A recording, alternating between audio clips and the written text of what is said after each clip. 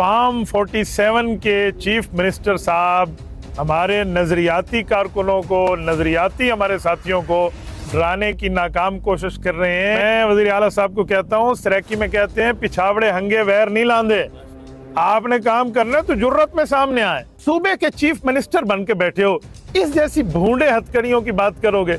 अपने सियासी हलाली होने को सबूत दें। आज हाजी कफील अहमद निजामी के लिए भी ये FIR एक एजाज है कि इस पर कोई करप्शन नहीं मिली, कोई जिना का, कोई झूठ का, कोई इल्जाम और कुछ नहीं मिला, तो सिर्फ इतना कह दिया जी मेरा एक पोस्टर फाड़ के उधर रख दिया। ये कफील अहमद निजामी के लिए एजाज है। हमारी जमात के लिए खुले तौर पे कहता हूँ, हम इंशाअल्लाह ताला इस केस की BBA नहीं कराएंगे। और मैं कहता हूँ इंतजामिया को भी कि तुमने 35 साल अपनी जिंदगी में नौकरियां करनी है और ये 5 साल पता नहीं पूरे करते हैं कि नहीं करते। इन्होंने वड्डे नाम की थे एक डेयरी चाह के आया तो इसका क्या हाल होगा?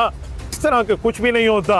हुकूमत आपसे चलती नहीं है, बदअमनी आपके लिए सामने है, महंगाई के मामला ऊपर हैं। अच्छा, नौकरियों में बंदों को निकाला जा रहा है, तनख्वाहें उसकी है नहीं, और ये हाल है कि तुम्हारे महकमे बैठ के एडवाइजरी जारी कर रहे हैं, अजी इस रोड पे सफर न करें, इस रोड पे न करें, सरकारी मुलाजिम इस रोड पे न करें। ये हाल है। और तुम मिसाल देते हो रियासत मदीना की। उलमा इस्लाम को न इनके आबाओ अजदाद गिरा सके थे, न उनके ये असागर गिरा सकेंगे। फार्म 47 के चीफ मिनिस्टर साहब हमारे नज़रियाती कारकुनों को, नज़रियाती हमारे साथियों को डराने की नाकाम कोशिश कर रहे हैं। इस चीज़ से हम नहीं डरते। और मैं वज़ीर आला साहब को कहता हूँ, सराकी में कहते हैं पिछावड़े हंगे वैर नहीं लांदे। आपने काम करना है तो जुर्रत में सामने आए। हमने जो एलिगेशन आप पे लगाए थे, हम आज तक उस पे कायम हैं।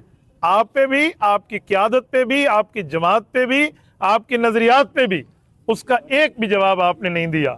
आप हमें इस तरह की तरतीबों से आप हमें नहीं गिरा सकते, या आप इस तरह समझें कि इन जैसी चीज़ों से। अब कुछ दिनों पहले की बात है, इस शख्स ने कायद मिल्लत इस्लामिया हज़रत मौलाना फजलुर रहमान साहब के लिए करप्शन और रिश्वत लेने और रेट बढ़ाने की बात की है। मैं कहता हूँ आपके वालिद मुकर्रम फौत हो गए हैं, अगर वो जिंदा होते ना तो मैं कुछ लफ्ज़ और बोलता। मैं अभी आपको कहता हूँ, बिस्मिल्लाह फरमाएं, अपने सियासी हलाली होने को सबूत दें और मेरे कायद पर रिश्वत साबित करें। सूबे के चीफ मिनिस्टर बन के बैठे हो, इस जैसी भूंडे हथकड़ियों की बात करोगे, इस जैसी बातों की बात करोगे, इंसान को शर्म करनी चाहिए। कल तक आप मौलाना के लिए कह रहे थे कि इसने कौन सा दीन का काम किया है। आज तुम्हें फार्म 47 की सही, लेकिन 2/3 मेजॉरिटी तो सुबह मिली है ना। आप जुर्रत करें, आप कोई दीन का काम कर लें, आप सूद के खिलाफ यहाँ कोई कानून पास कर लें, आप शराब के ऊपर पाबंदी लगाएं। कल इसी कुर्सी में बैठ के हमारे कायद मौलाना मुफ्ती महमूद रहमतुल्लाह ने इस सूबे में शराब पे पाबंदी लगाई थी।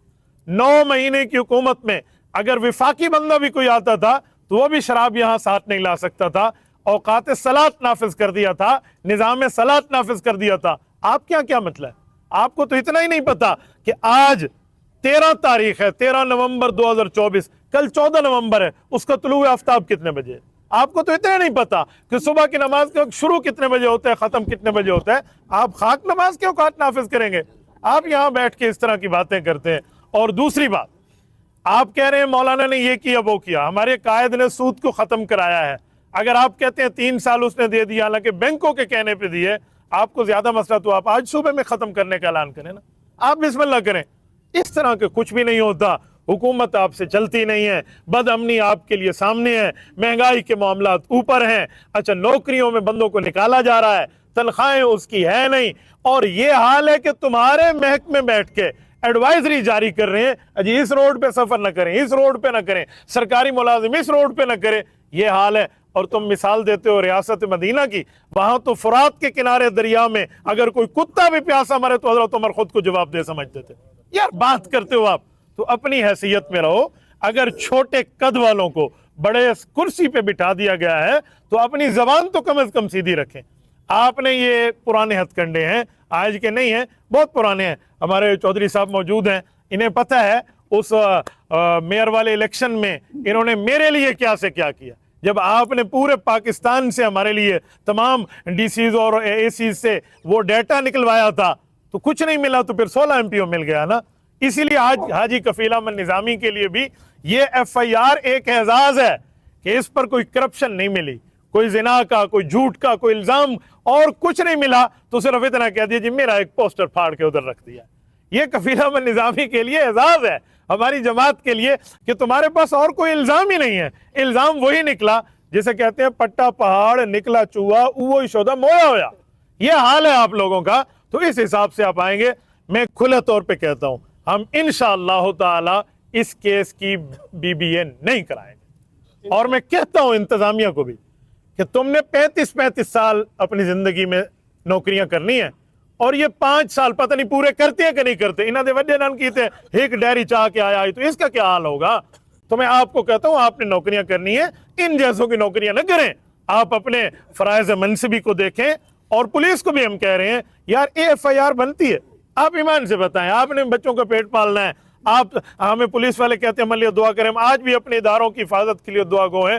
یار جس صبح قرآن پڑھ کے آپ نکلتے ہو کم از کم اس کو آپ حاضر اور سامنے رکھ کے بتاؤ یہ FIR بنتی ہے, کس معاملے پہ FIR بن گئی ہے, اور یہ فلاں لکھ رہا ہے اور فلاں, اور وہ بھی 9 مہینے بعد آ کر یہ معاملہ ہو رہا ہے.